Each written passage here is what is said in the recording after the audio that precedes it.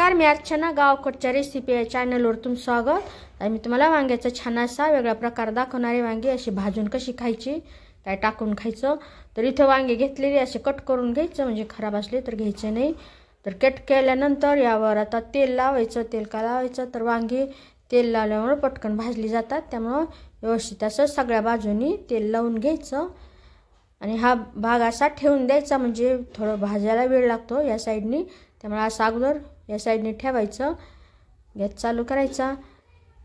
तर गरजेनुसार गॅसच्याच कमी जास्त करून व्यवस्थित असं सगळ्या बाजूनी वांगे व्यवस्थितशी भाजून घ्यायची.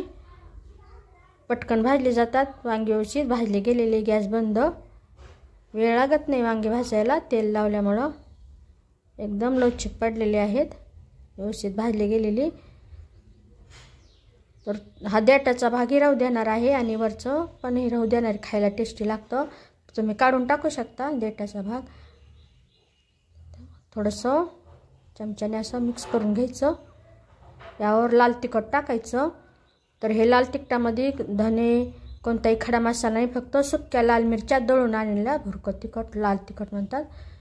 इथं काळं तिखट घेतलेले घरगुती मसाला काळं तिखट ते टाकायचं. इथं नुसतं मीठ टाकायचं, चवीनुसार मीठ सगळ्याला दोन्हीला. यावर आता तेल टाकायचं. छान चपाती बरोबर, भाकरी बरोबर, वरण भात सोबत तोंडी लावायला एकदम टेस्टी असे फटाफट बनणारं भाजल्या वांग्याचा प्रकार तयार झालेला आहे. व्यवस्थित असं मिक्स करून घ्यायचं. सगळं असं मिक्स करून घ्यायचं. भरीत नक्की बनवून पहा वेगळ्या प्रकारचं.